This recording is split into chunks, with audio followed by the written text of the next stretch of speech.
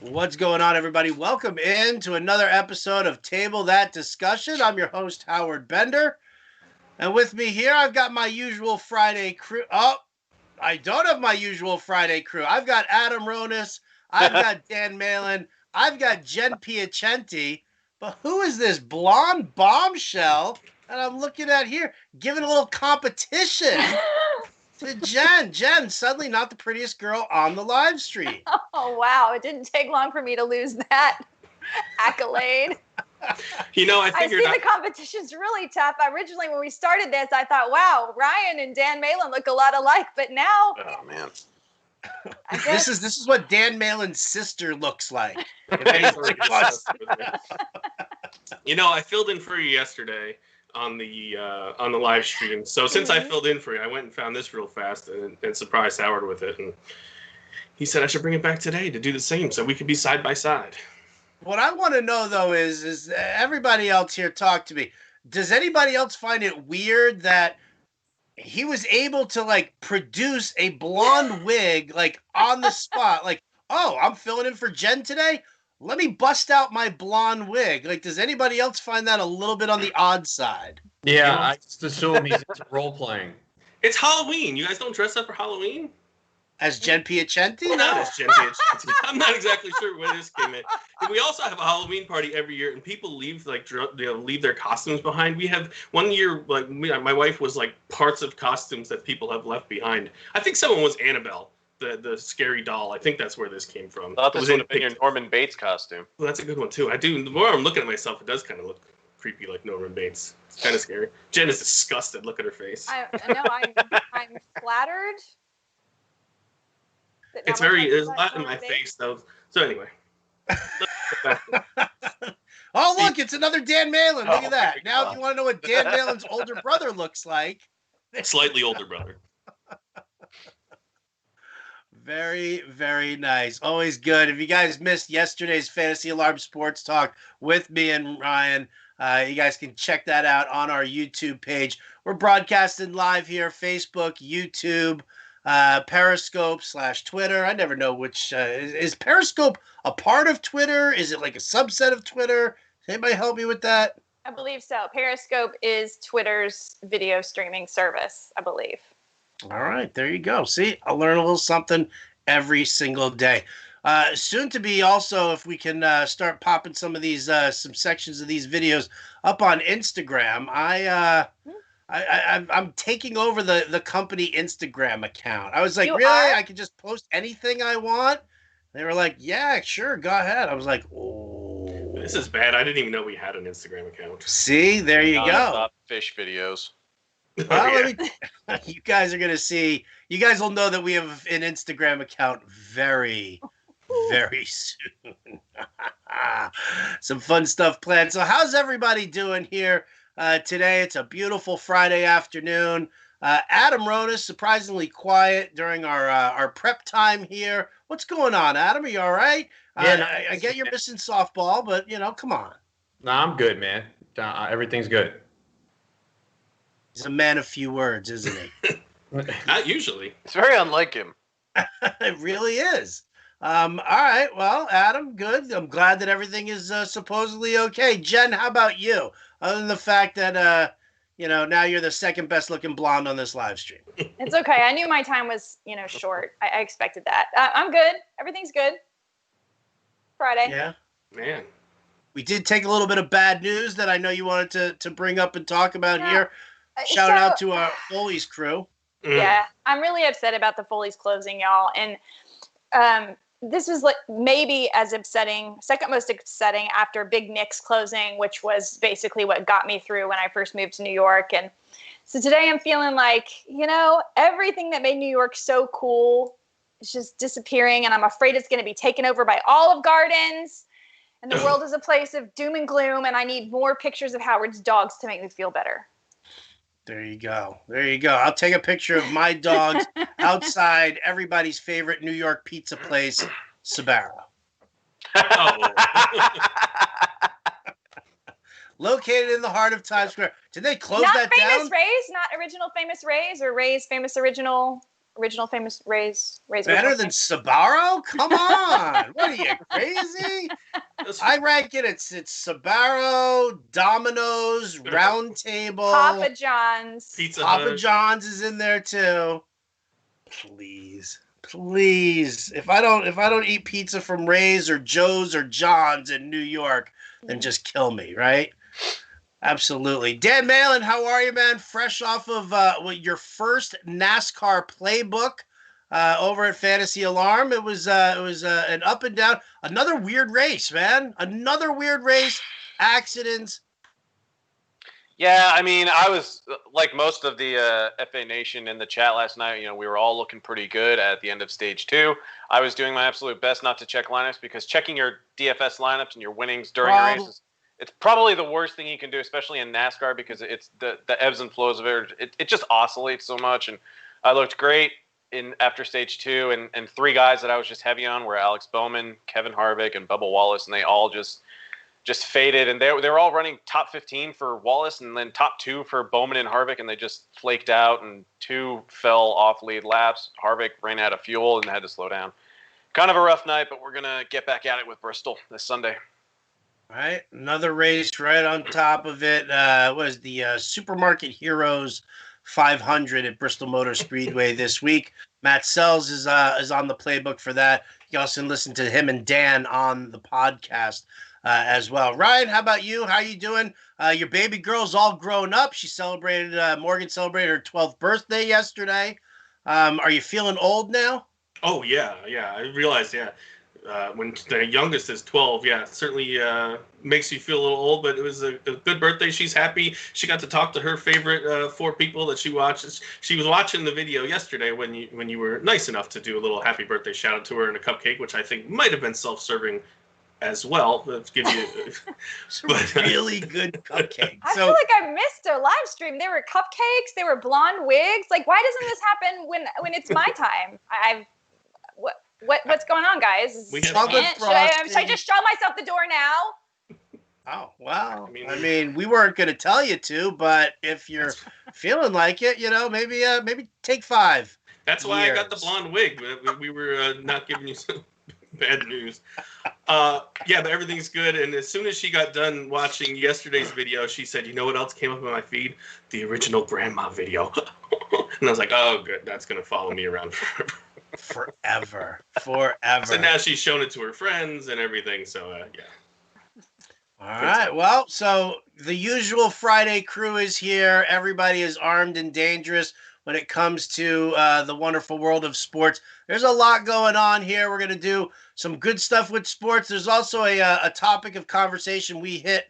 I guess it was on Friday. I think it was last week. So we're going to revisit that one, and that's gift giving around the holidays, and not just talking about when a birthday falls on a holiday. My birthday's the day after Christmas. Been gypped my entire life. Adam, I think you had a couple of things to say about that, right? Yeah, I've experienced that with someone that I was dating that had a birthday 2 days after Christmas. Too bad for her. No. And there you go. So that's the preview of what's to come here on today's live stream. In the meantime, another thing that we were all kind of fired up about on Tuesday's live stream, and Dan and you and Ryan didn't get to jump in on this, so I'm going to bring it back here today. We're talking about the state of MLB right now. Adam, Jen, and I, we were sitting there talking about the fact it was kind of blowing us away that the general public is really thinking that the problems that we're dealing with Major League Baseball have to do with the players, and that it's the players' fault. Well, we're talking about ownership and where ownership is at, and it's really that's where the main issue lies.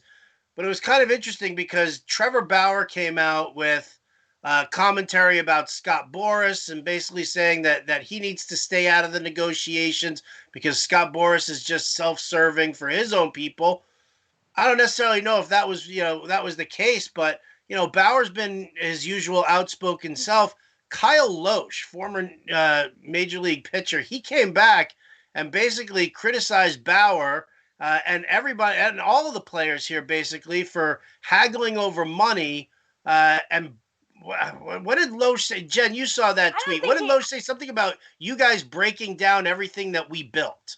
Yeah, basically he was saying you guys are sitting around playing in your video game consoles and bringing this out into public knowledge and making it really breaking down what we built. And I don't think he was necessarily saying you guys are wrong. What he was saying is you're going about this wrong by bringing it in front of the public the way that people like Trevor Bauer are going out and now bringing Scott Boras into it and making it look bad and making it look worse for the players. That's how I interpreted it. But and to be honest, if I were going to cut one person from MLB so I don't ever have to listen to him again, it would be Trevor Bauer. That guy is so freaking obnoxious. I'm done with him forever. And I don't think he's one of the people that are making the players look bad to the public, in my opinion. Yeah, here's the opposite, though. Everyone always criticizes players for being boring and cliche, right? So you can't have it both ways. You either want the players to have a voice and say what's on their mind, or you want them to be boring robots. So which way do you want it? I don't want Trevor Bauer. I think he's a jerk. I don't like him. I don't. But he's... And you know what? It's okay. He doesn't mind that I'm saying this because he's already said he has no feelings. And if he dates anybody, they need to know he's not going to get emotionally involved. And once he starts to get emotionally involved with them or they start to get emotionally involved with him, he's going to break up with them. These are the kind of stupid things like I don't care about. And I don't care about him taking this to all the things he says. Like he's so obnoxious. He probably won't get him good gifts if their birthday's around Christmas. He won't. Like as far as he says these like ridiculous things about it. I'm just done with him. And I think he needs to be quiet the same way that I think Blake Snell needs to be quiet, because in this situation, if they want to get what they want and get player perception to be better, they don't need to go online and make it worse for themselves. And that's what Kyle Loesch was saying. Fine. In the off season, if you want to be colorful, fine. But right now, keep it together. Very interesting point of view there on that. I know that Trevor Bauer is one of the more popular guys. Everybody loves following him on Twitter and hearing what he has to say. Who wants to chime in here? Who wants to throw down with Jen? Is Trevor Bauer wrong for voicing his opinions and taking it out in the public and really trying to show everybody out there that it's not the players who are at fault here, that it is ownership? I mean, I think that's why you're seeing players speak up. I don't think they obviously want to negotiate in public, but even with the players speaking, people are still bashing the players. So they're trying to get their side out there. Max Scherzer said something, Marcus Stroman. So a bunch of guys are doing it. But that's not my point. Max Scherzer said something that I would listen to and said it the right way. Trevor Bauer goes and has to take it to another level all the time. He always goes too far, and that's why he's making them look bad. But that's his right. He has a platform with It's his right, but Kyle Loesch is saying... You don't have to agree with him, but he has a right to express his views. Fine. So you don't want to hear from any players. You want them to be robots, and you want to hear, I give 110%. You want to hear all that garbage? I think that Kyle Loesch was right to say, calm it down, buddy, because we have a perception problem already, and you're not helping. All right, Dan. Let me hear from Dan. Dan wanted to say something in on this one here. I get it. Listen, Jen's on one side, Adam's on the other. I personally, I'm not on the side. I didn't say I agree. I'm saying they're allowed to express themselves. They're allowed to express themselves. They should be. Just like I'm on the wrong side of the bat flip story. Everybody says that players should be allowed to express themselves and flip bats at any point here. So, Dan, talk to me, man. Your thoughts. I mean, I always appreciate everything that Trevor Bauer has to say. I feel like he's one of the more transparent players in MLB. You got a lot of guys that, as Adam's saying, are a little more robotic that'll just kind of keep their mouth shut. At least I know with what I'm getting with Trevor Bauer, it may not be objective because he is entitled to his own opinions, but I know that, it's going to be how he feels, and he's not afraid to speak his mind. And I totally get where Jen's coming from with how he's presented his relationships with women in the past. And honestly, at least he's honest with them about it. And so anytime Trevor has something to say, and he's a really smart guy. I don't think he's an idiot, very opinionated, but he does teach classes on, how to properly brand yourself. And he does lecture, younger players on how to build up their brand. I think he has done a great job building up his brand. And I'm more on the side of Trevor Bauer in this situation. I think that the owners have really kind of pulled the rug out from under the players with how much of a pay cut they really want the players to take. I think the players, what Max Scherzer said was perfectly fine. And, whether you like Trevor Bauer or not, I kind of agree with him in this situation. And I think that Kyle Loesch just needs to just shove it. Wow. Does his brand class involve throwing the ball over the center field fence if you get taken out of a game? That's the kind of stuff I'm talking about that you don't like about Trevor Bauer. But you know what? It's working. You're talking about him. You're not talking about anyone else. He knows what he's doing. It's clearly working. Right? He's a topic today. We're not talking about the guys who don't say anything. We're talking about Bauer. It's his brand. Great. It's working. It's great for his brand, but it's not great for MLB. That's my point. Do you see what I'm saying? But it is good for MLB. No, it's not, because we're all saying these MLB players. Isn't that the common thing that everybody says? The only bad publicity is no publicity? So you guys like Alex Bregman too? What about Alex Bregman? You like him on Twitter too and his brand? I don't know. I don't even think I follow Alex Bregman. He has a pretty big brand, but people complain about it, him being obnoxious. So basically, it's not what he's saying; it's how he's saying it. Is that the argument? Yes. I mean, yes, to an extent. Like, I think he's the most obnoxious person, and I cannot stand Trevor Bauer in any way. I felt this way for years before any of this. But right now, I don't think that he's doing a good job to make the players look better. What we're talking about is the future of MLB and the way the players look. And what we're saying is it's too bad the players are looking worse and worse. And what Kyle Osh is saying, yeah, the players are looking worse and worse, and you're aiding them in looking worse and worse. Just be quiet. Don't bring Scott Boras into this. Don't do all this stuff. Just stop. Like, there's enough. Keep it between you and your player union and quit putting it out in the public media. But he's not the only one doing it. But he's the one doing it in the most obnoxious way because he has the biggest brand, remember?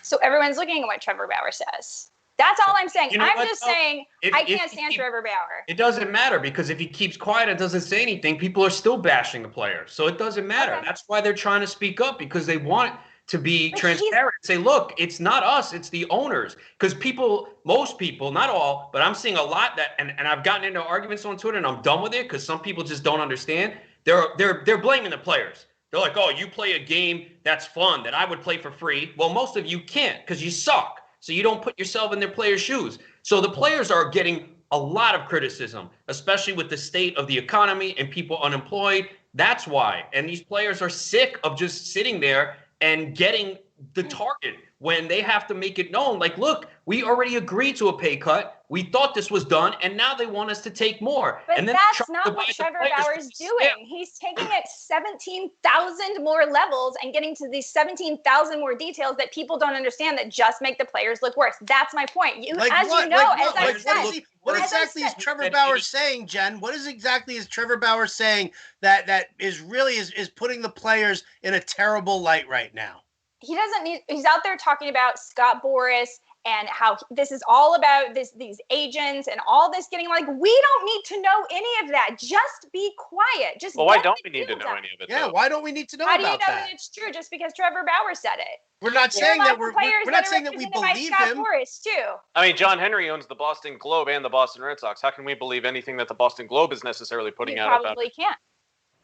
I think the players' biggest problem is that's who the public knows, and that's why they're focused on it. People know Artie Moreno or the Wilpons or things like. So I think their vitriol goes to the players because they're the ones that are out there. They're the ones that we see. They're the ones that we have emotion towards, and that's why I think they're getting the bigger end of it than the owners, because nobody knows the owners. I support the players, as you know. We talked about this on Wednesday. I think the owners are screwing them. Like, absolutely. I just think that the players are not dealing with this the best way that they can, and Trevor Bauer is out there not making them look better. He's making them look worse. That's my point. How many players are doing this? It's only a handful. Like anything in life, right? There's always going to be a handful of people who ruin things. So, like, what? Blake Snell, Bauer, who else? It's not like there's a ton of guys. Stroman tweeted out, hey, I miss baseball. I really want to be out there, but it doesn't look good. We don't talk about him. As you know, when we don't talk about good things athletes do. Unfortunately, it's all the negative stuff that everyone wants to bring attention to. Okay, you guys, I'll give up. I like Trevor Bauer. Let's move on. No, it's not a question of liking Trevor Bauer. It's a question of you don't like his tactics. You don't like the way he goes about it. Just like I don't like the way that Trump goes online and tweets the things he tweets. I don't think that's a classy way to behave. I don't think that's the way to do it. You don't take it out into public perception like that. But what? All right, so what about David Price, who announced that David Price is now going to give every Dodger minor leaguer $1,000 of his own money in the month of June, let me finish. There you go. See, now you're arguing here. You got to let somebody finish what they're saying. All right, he did that on the heels of the Dodgers organization talking about furloughing all their employees and not paying minor leaguers past the month of May. So now David Price has taken it upon himself to show up his owner. Okay, which if you talk to one of these old fart billionaires, they'll say that that's garbage. That, as an employee, you don't do something like that to your boss, and you don't try and show him up in front of the media. So what is David Price in the wrong for doing it his way? No, David Price is in the right, because that's the way. If you want to do the right thing for public perception, and I say, wait a second, the players aren't bad. David Price, in fact, is stepping up and take care of this, because look what the owners are doing. Now I'm siding with the players. My point is that David Price is doing it the exact right way. And Trevor Bauer isn't. He's sitting around, complaining, just like Blake Snell. They look like brats. David Price looks like an elegant man who has experience and is really good and is showing you that I'm putting my money where my mouth is, unlike these billionaires that aren't. He is doing it the right way. I believe in what David Price did. Do you have an issue with Trevor Bauer donating $420.69 to 69 various charities over 69 various days? He's so ridiculous. Good point. Very, very arbitrary number there. Just random. It's very specific. All right. Well, so here we go. This is going to be a big problem moving forward here. Are guys like Trevor Bauer and Blake Snell pissing off the world enough that it's putting the players in a bad light? We'll table this discussion for the time being right now. Let's move on to, anything else. Literally. Do you want me to put the blonde wig back on? Yeah, please. Right out loud. Where did all of this go? Oh man, I thought I was gonna have to cut the live stream as soon as Jen went to Trump. I was like, oh, stop it! For the love of all that is holy, let's immediately go to fantasy sports, please. And let's talk fantasy football, because we are definitely going to be at a point right now where there are a number of things going on. Leagues are forming left and right. People are getting super antsy. I think we'll see a nice boon in the number of fantasy leagues that start up, because people are so desperate for sports right now. So Adam Ronis posed the question of what's the ideal setup for a fantasy football league. So Adam, I'll start with you. Talk to me. I mean, I'm assuming you're going to say head-to-head over Roto, or Roto over head-to-head, IDP, no IDP. What is the league that you're going to start, Adam, that you're going to hopefully invite all of us to? What's the setup? Yeah, I mean, everyone plays head-to-head in football for the most part. But, I like a league where points matter. I like the way the high-stakes leagues do it. And I like deep rosters. So, 12 teams or 14 teams, 20 rounds. I mean, I do IDP in my home league, but we can discuss that, or I'll leave that out for now, because I just don't see it gaining popularity. Because fantasy football, again, majority want a simple game. They don't want to pay attention to the defensive side. So I just don't think it's ever going to gain popularity for the mass, for the average league. So I would say 12 teams, 20 rounds, start a quarterback, 2 running backs, 3 receivers, a tight end, 2 flex spots. I'm not even opposed to 3 flex spots. I think we need to make our rosters bigger to reward the people who find someone deep late in the draft, so they don't have to make those decisions wrestling start. You've seen it. We get the questions with 10-team leagues, and it's a joke. It's like, I got like top 5 receivers in the top 20. I can only start 3. I mean, come on, man. It shouldn't be like that. So we need to expand rosters. So I like deeper format setup with 2 flex spots, a tight end, kicker, defense, at least 20 rounds. And I think points should matter. So whether it's top 3 records, next 3 teams with points, which the FSGA did, and it was for a 14-team league. And thank goodness they did it, because I was 4th in points, and my record was not good. If they didn't have that setup, I wouldn't have made the playoffs. I made the playoffs and won. So I applaud them for doing that, because I see way too many people going by top 6 records. And we got to change that. And I've been vocal about this for a long time. It cannot be top 6 records. We all know if there's going to be a team that runs into the highest scoring team the first 3 weeks of the season is 0-3 with like the 3rd most points in the league. And that team's in trouble already. In my home league, and I've talked about this for years on SiriusXM, I do double headers. play 2 teams every week. And every year, for most of it, the top 6 teams that got in got in. But there was one year the team with the second most points did not get in. Even with doubleheaders, he had the second most points in the league, and he didn't get in. So I said, all right, now I got to change it, top 5 records, and then the next most points. But that's what a league with doubleheaders, where you hope to offset some of that. And the year I changed the rule, the team with the most points wasn't even top 6 in records. So doubleheaders don't even matter and can't fix the problem. So it's got to be like top 3 records. If you want to do top 4 records, then the next 2 teams with the most points. But I think we need to do that. And obviously in the high stakes leagues, they do it like that. Their setup is best records, the 1 seed, next team with the most points is the 2, then the next best record is a 3, and then the team out of the remaining with the most points gets in. And they do a 3-week playoff for those 4 teams, and the top team over those 3 weeks with the average of their regular season wins. So we need to make it more fair and incorporate points into the equation. Now, all right, I'll go to Ryan on this one here. So, listen, I get it. I have my home league is a very similar setup to what Adam's talking about. We actually break a 12-team league into 3 different divisions, so that each one of the division winners, they end up getting into the playoffs.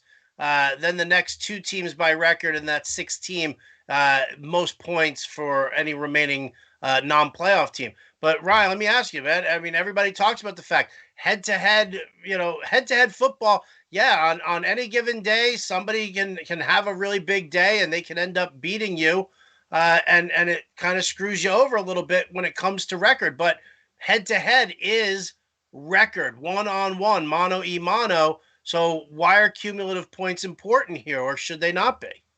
No, they definitely should be, because like Adam just laid out. I mean, you could just keep running into buzzsaw after week, and you get screwed. It does happen every year in almost every league. Someone who has a really good season just runs into the wrong teams. So I think cumulative points definitely needs to be a factor in it. But I agree also on the IDP. I play it too. It's not gonna catch on, I don't think. And I think for exactly that reason, it's too much prep. People complain about fantasy baseball being too much prep with minor leagues and everything, and defense in football is the same kind of thing. It's fun, but I don't see it really hitting the major. I've seen some that do like 1 IDP player. Then what's the sense? It's a waste. You're not even doing it. There's no point to doing 1 player. It's like then you just draft them the last round and play the waiver wire every week. So. Yeah. The way if you're going to introduce it, I think you have to have at least 1 defensive lineman, 1 linebacker, 1 defensive back. To me, that's still not enough, but that's a way to introduce it. If you introduce it with 1, there's no point to it. There's no strategy. You're just going to pick a player up off the waiver wire every week. There's no point to it. But head-to-head, I think, will always be fantasy football standard. And it is. Sometimes you have a great season, you run in the playoffs, and somebody has a really good day, and that's just part of fantasy football, and I don't want that to change. I don't want roto in fantasy football. Leave the cumulative points to the best ball formats for sure. Dan Malin, what do you think about the increasing of the size of the rosters? If we're not going to go to an IDP format because that's too complicated for Bob from accounting. Everybody, we love Bob from accounting, by the way. What's up, Bob? How are you? But like, if IDP is too complicated for Bob from accounting, what about the notion of adding different flexes in there? Or do you just turn around and you talk about the superflex league? Make it a quarterback, 2 running backs, 3 wide receivers, a tight end, a superflex, and a regular flex, or even possibly 2 regular flexes. I love the idea of a super flex. I've done the super flex articles for the last couple NFL Fantasy Alarm draft guides.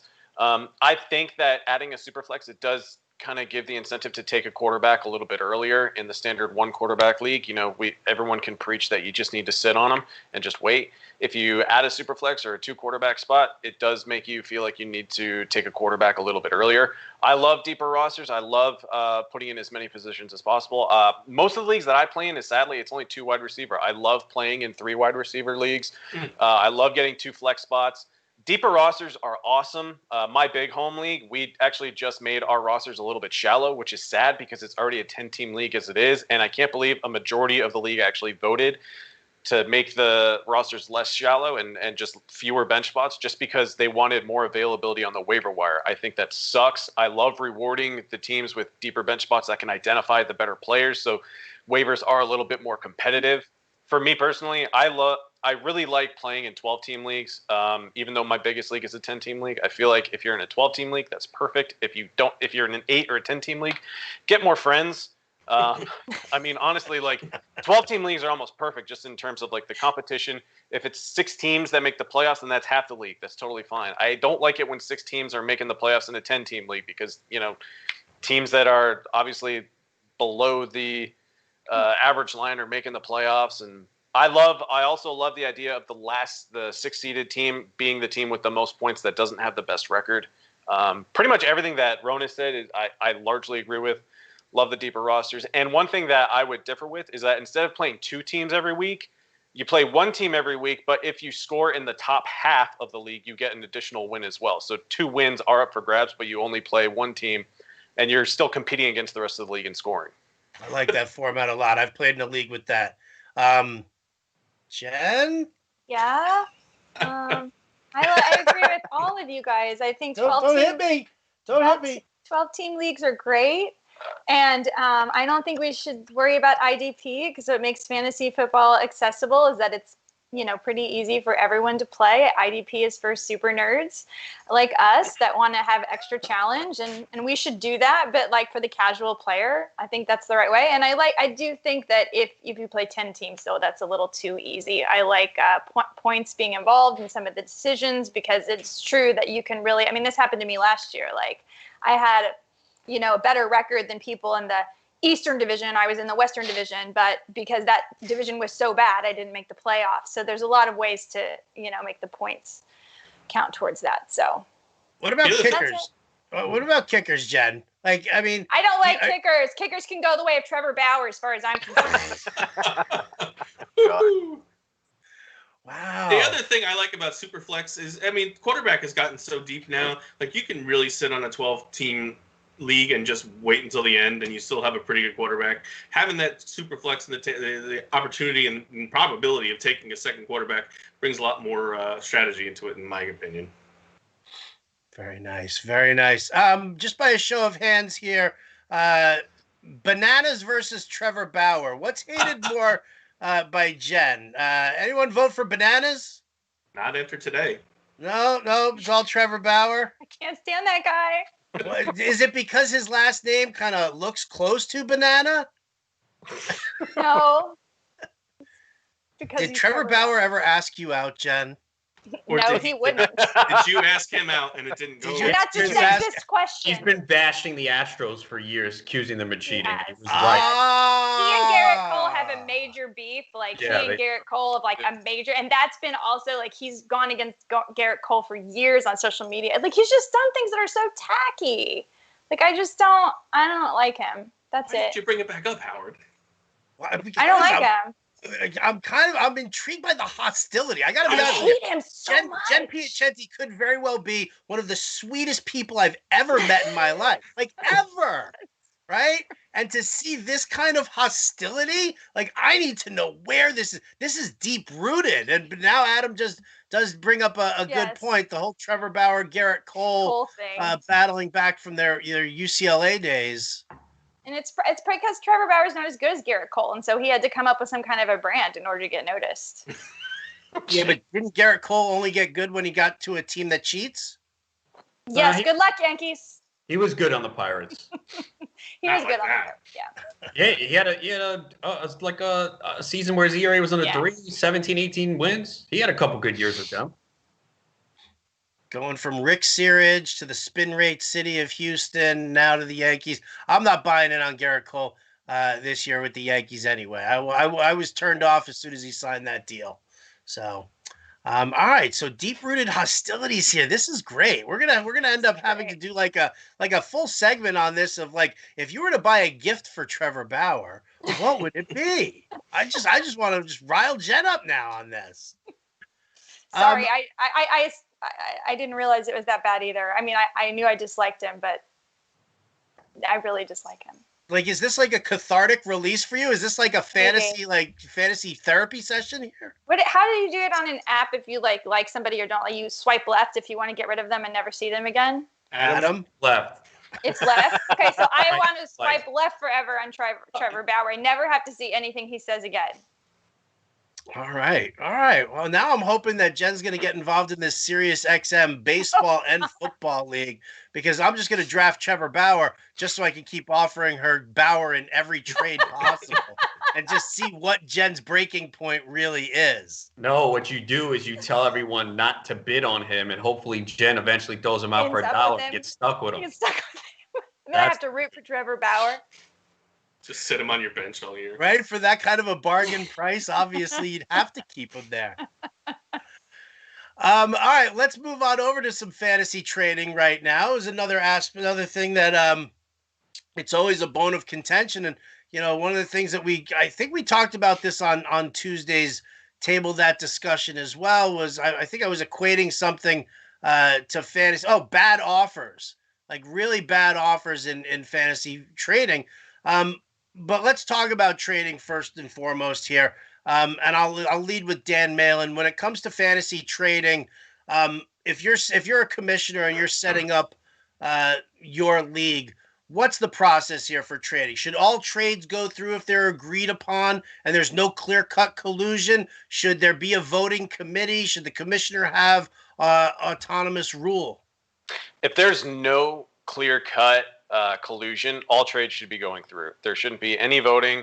If two teams are, just mutually agreeing on one deal and just swapping players, even if it is heavily one-sided, but there's honestly no collusion, the trade has to go through. I think the trade should be going through sooner rather than later, just because with the way the NFL schedule on a weekly basis is set up right now, with games on Thursdays, Sundays, and Mondays, and occasionally Saturdays, but those usually don't pertain to those are usually after the trade deadline. All trades just need to go through. I hate when other teams are just shooting down and voting against trades because they may benefit the team that's in first place, who will just get an even better team. And I don't like it if teams are also they just don't want to see other teams get better. Allowing fantasy owners to vote against trades, I think it's just really bad for fantasy baseball. All trades should go through. You have to put your trust in your commissioner to at least recognize when there is clear collusion in one league, and then the commissioner can shut it down. Okay. Adam, how about you? Well, in the leagues I commission for NFL and NBA, I allow all trades to go through. I mean, obviously, if it's some ridiculous trade, it's not going to happen. But in baseball, where I have a keeper league, I actually have this trade rule. Some people like it, some people don't. We voted it in, and I've been using it for years. So because it's a keeper league and it's auction in dollars, obviously there's teams that fall out of it, and they dump like real baseball teams. So if a trade is agreed upon, so say me and Bender agree to a deal, I post it on the message board and say, hey, here's the deal between us. And it's up there for 48 hours. And every other team in the league has the option to say, oh, man, that's all you gave up? Because we see trades like that, right? You're like, I can't believe you gave them up for that. Well, here's your opportunity to offer more. Now, the two teams involved, me and Howard, we can't go off and start sending deals to other teams. So Jen's like, what? That's all he gave up for Mike Trout? I'll give him better. And then you go to one of the owners and say, well, here's the deal I'll offer you. And if that owner likes that trade better, that trade now becomes effect. And I know people are like, oh, that's crazy. But most times, the original trade probably goes through about 85% of the time. It's only done so people say, oh, I can't believe that's all you gave up. Well, here's your opportunity now to make it better. And we've had no issues with it over the years. Nice. Interesting. Can I just echo what I said on the last live stream, that Adam Ronis is the kind of commissioner everybody should have, because he's clearly thought about all this stuff that I've never seen. I think that's an awesome way to do it. I agree, all trades should go through, but I'm not going to take credit for that because I adopted it from someone else in the league I was in. It's a really good idea. So I'm like, you know what? Let me put this up for vote. And that's how you know it's not going to be too unfair. Like if I can come in with I've actually got an issue with that. If I'm sitting there, if I'm negotiating, listen, I'm trying to improve my team, and I get, and Ryan and I start talking, and Ryan, and Ryan is, he's engaging in trade conversations. It's not just with me, it's with other people or whatever. But then you've got a team who's maybe right behind me in the standings, who's not aggressive with trades. And the only reason now all of a sudden he sees that I'm making a trade with Ryan that could, solidify my spot in the standings. And now all of a sudden this guy who wasn't actively seeking trades, was planning on leaving his team alone, and now all of a sudden he gets the opportunity to sort of block my trade by, one-upping me on this. Maybe he's got a little bit more depth at a position that Ryan likes. Like, he should be the one. Like, why would my trade with Ryan be allowed to be publicly viewed and then give everybody else the right or the opportunity to submarine my trade? Like, I don't understand that philosophy. Well, it's because, we've seen this before where people go, I can't believe that's all you got in the deal. I would have given you more. So here's the opportunity. It's not about blocking, it's making a trade that is fair. What if no one responds to your trades except that one team and you go, you know what? F it. I don't care. This is the best I'm going to do. I'm going to do it. How is that fair?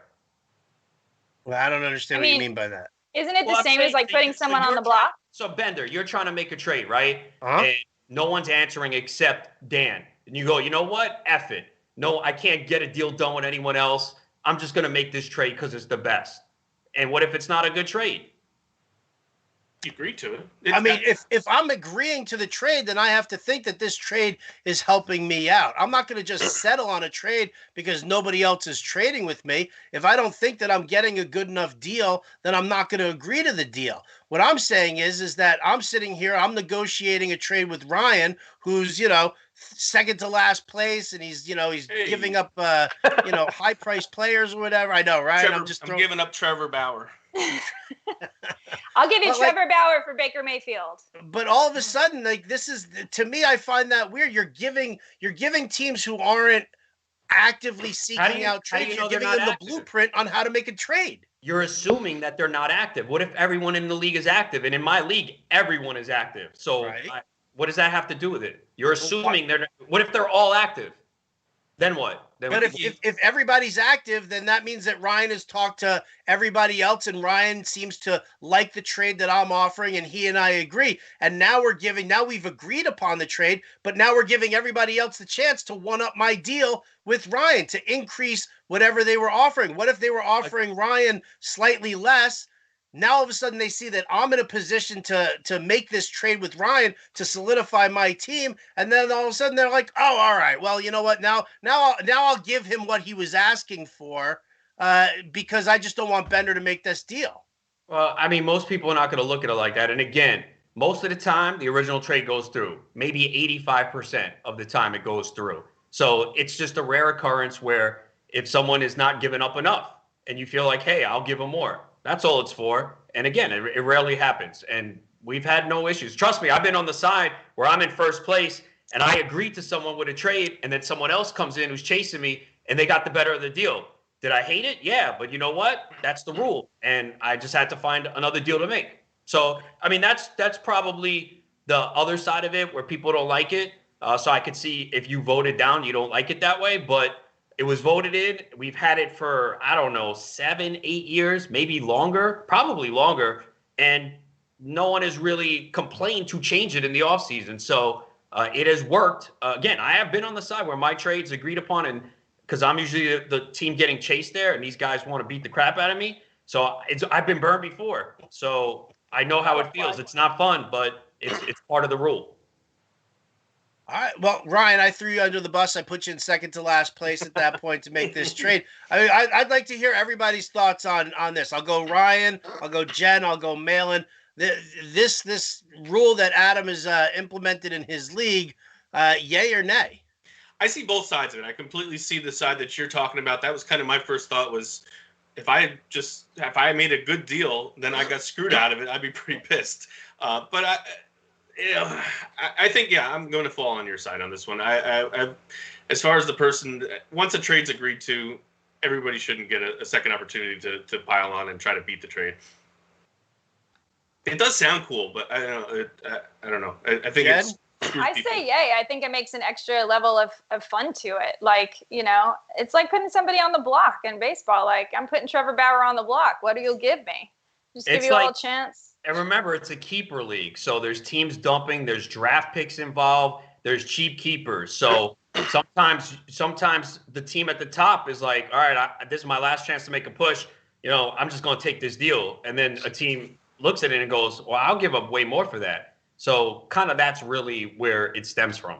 It's not designed for every trade to be overturned. That's not what we want. And it doesn't happen often. But it's just, we've seen trades. You've been in leagues where you go, I didn't even know that guy's available. He didn't even talk to me. And that's what he got for that return. I would have given up way more because I will not do the trade veto system. I think that has got to be abolished because people have told me, oh, yeah, I voted against that trade because that team was going to get better than me. We cannot have systems where people veto trades. That's got to be eliminated completely. Absolutely. Absolutely. Which I'm fine with. I'm fine with the vetoing of trades is ridiculous.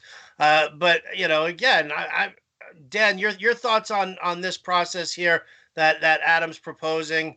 Would this be a rule in the league that you're like, yeah, that's actually that'll work. That works for me. I actually think it's a pretty cool idea. I play in plenty of leagues where there just isn't a lot of trade activity, and I'm always encouraging and trying to get more going. I think this would open the door for more discussions, and I understand Adam's viewpoint that most of them at the original trades go through, but I'm a guy who I try to play and communicate with the rest of my league who is available, and I put plenty of guys on the trade block, and a lot of times when I put guys on the trade block, it just falls on deaf ears and no one really offers a trade, or I'll look at other teams' trade blocks and they aren't even using their trade block to say what players are up in the air. I think this would present, better communication and a better visual as to see like who is available to be dealt. And if you can get a better offer out of it, awesome. If you get the original deal, that's great too. But I think that this is a really cool idea to actually increase trade activity and make the league a little more competitive. I hate it. I hate it. Listen, that's my opinion.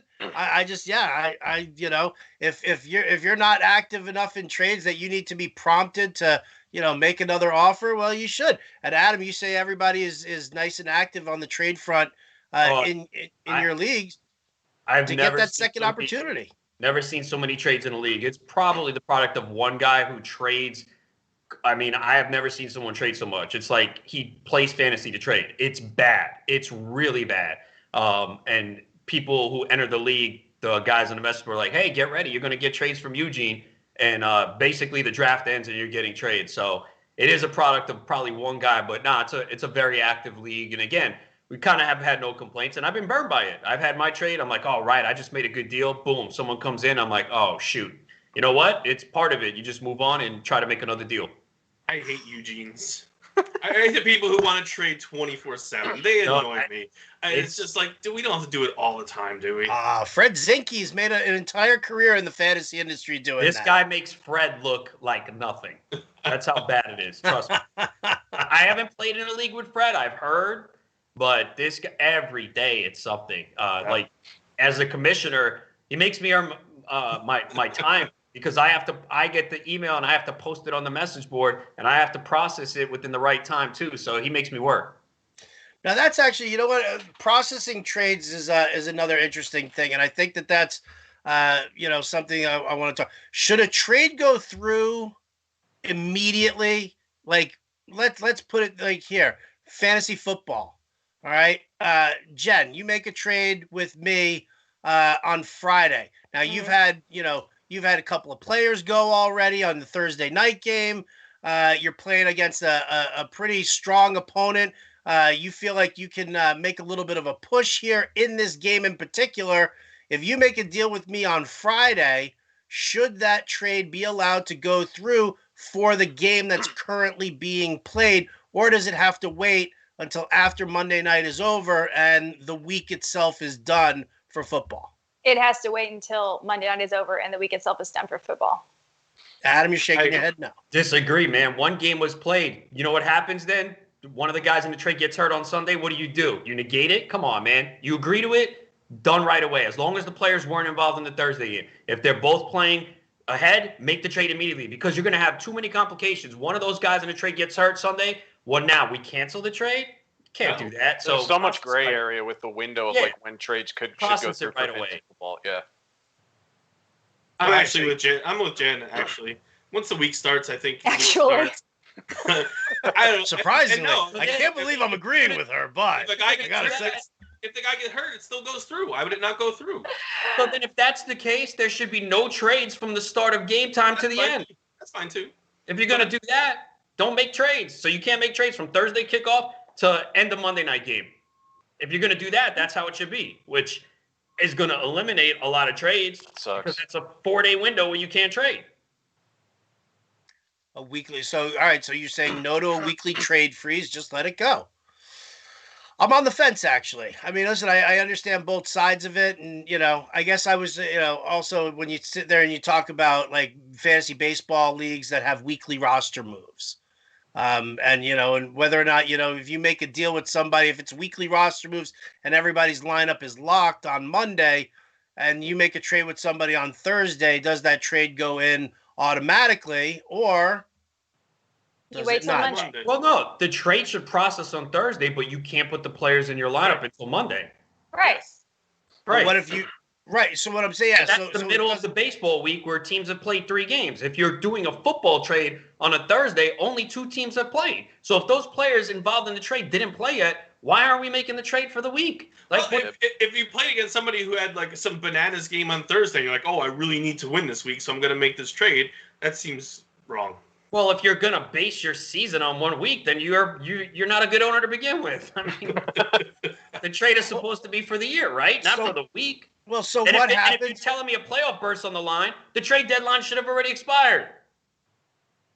So what happens if you're talking about, like, all right, I'll throw a week out there. I'll say week 8 is where we're sitting here. We're making the trade. Adam, Ezekiel Elliott just craps the bed. For that week. He's a terrible week. 16 carries for 10 yards and just no touchdowns, blah, blah, blah. But I come to you and I say, Adam, I want to, make a deal with you here. And I want Ezekiel Elliott. No, Zeke already played. Okay, so that's 100% out. No, if Zeke played Thursday night, then yeah, the trade involving that player cannot be for the next week. I'm talking about players who have yet to play. So if you trade Julio Jones for Aaron Jones on Thursday night and neither Atlanta or Green Bay played, why shouldn't that trade go through? Okay, I'm spitballing here, man. I'm asking the questions. You're throwing the answers. Are you so upset, Adam? What did I call you, Trevor Bauer or something? No, listen, because you're giving me, Zeke crapped the bed on Thursday. Clearly, I'm not going to say yes. Okay, I'm sorry. I didn't mean to say that about Zeke. All right, let's put another player, a non-Cowboy. If they played on Thursday night, clearly you can't trade them for that week. They already played. That's where it's not fair. I'm saying, and again, only 2 teams played Thursday. So if we're involving a trade on 2 teams that haven't played yet on Thursday night, why can't we process that for Sunday? Like, I don't understand why we have to wait a week and a half. What's the point? This is a heated group today. Everybody's all sorts of feisty. What's going on? Because we got to emphasize our points, man. You started this. You started encouraging us. I'm passionate by nature, man. You know this. I've been doing this. I'm passionate about this stuff. I used to be so nice. I don't think it's everybody, Howard. I think it might come off as angry. It's not. You think it's just 2 people? Just me and Ronis? Yes. Dan hasn't raised his voice once. I raise my voice all the time. Ask my co-host over the years. They tell you. All right. Well, listen, I can't believe how much this time has flown by here. So, I'll just get to the category that I promised last week we would get to. Let's finish it off on a fun note here. Birthday gift giving around the holidays. Now, I'm not just talking about a birthday or, a birthday around Christmas or New Year's. I'm talking about things like if your mom's birthday happens to be on like May 6th, and all of a sudden, like, it starts falling on Mother's Day. And it's like, do I give the Mother's Day gift? Do I give the birthday gift? All of that. Or let's say somebody's dating somebody. I won't say anything. God, Hallam's married. I'll go to Malin. You've got a girlfriend. Is your girlfriend, by any chance, is her birthday somewhere around Valentine's Day? No, but my mom's birthday is around Valentine's Day. And so it's actually the day before Valentine's Day. So I'm a victim of this whole subject, but at the same time, I do it to my mom when I just send her like 1 bouquet of flowers just to kind of cover her birthday and Valentine's Day. But my birthday's 3 weeks before December or Christmas. I'm right in the beginning of December, and I've had people just kind of like group Christmas and my birthday gifts all in one. So I kind of, my mom is a victim of this by me, but I've had it done to me before, and you just accept it over the years. It sucks when you're a kid when all you want is just more attention and presents. But as you get older, it's like I've just accepted it. I don't really care. I don't get my mom something for Valentine's Day. Am I doing it wrong? I never did either. Okay. I'm just checking on that. My mom ain't my Valentine. Well, let's figure it out. All right. So, Dan, when's your birthday? Again, he's a December nice what? boy. December 5th. December 5th. Ryan, when's your birthday? August 11th. August 11th. Adam, when's yours? April 19th. April 19th. Jen? October 13th. October 13th. Well, I'm going to give you a Halloween and Yeah. birthday. I was born on Friday the 13th. combined. That gives you guys a little For insight sure. into me. All right. My birthday is December 26th, so I've been victimized by this my entire life. Not only for the fact of like combined gifts and stuff like that, I never got to bring cupcakes into school. I never got to have a birthday party on my birthday because all my friends were celebrating with their families. They were celebrating the holidays. So I am the biggest victim here. I want to know. We'll start with who wants to start off. Let me go to Ryan here. If somebody has a birthday, let's say around Christmas time, do you get them the separate Christmas gift or combine the two? I think you have to. I mean, if it's Christmas, Mother's Day, Valentine's Day, those to me are like single gift holidays. You're not getting people around to stuff for like Mother's Day, but like birthdays and Christmas, I think are multi-gift holidays. So it sucks. I haven't really had to deal with it with anyone in my life, so this is going to be completely hypothetical. So I'm gonna yes. You want to get your boss a Hanukkah gift or a birthday gift? That hasn't happened yet. It's only May. Okay. Hanukkah's Hanukkah's but, right around the corner. you got 11 and a half months to save up. You should be able to dole out a few gifts for each holiday. Adam, how about you? Yeah, I had to deal with it with a girl I was dating. Her birthday was December 27th, but I did give her two gifts. One one Christmas, one birthday. I forget. One was perfume, one was a bag. But, it depends, obviously, on the relationship with the person. If you care about them, you're going to have to get them the two gifts. If you know that You're gonna have to? Only one for each holiday? Yeah.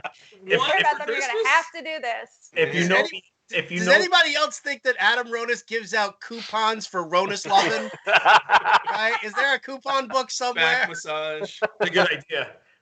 If you know the end is near, then that's a perfect way to give one gift, and maybe she'll end it. Whoa. I see now why Adam likes Trevor Bauer. Did you break up I over didn't say I like him. I'm just saying, Adam, have you ever broken up over text?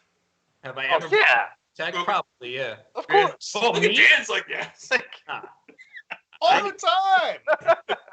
Planning on it later, actually. Yesterday. Jen, let's say that you and Trevor Bauer all of a sudden realize that there is love, that there's a spark between the two of you, and you find out that Trevor's birthday happens to be on February 15th. What are you doing? Valentine's Day gift and a birthday gift, or just one? Well, first of all, I'm a lady. I shouldn't have to give large Valentine's gifts. That's kind of like our holiday we get to receive. But The I'll biggest take scam, it. by the way, too. it could be a Huge. scam, but whatever. Huge. Thanks, Hallmark. I appreciate it.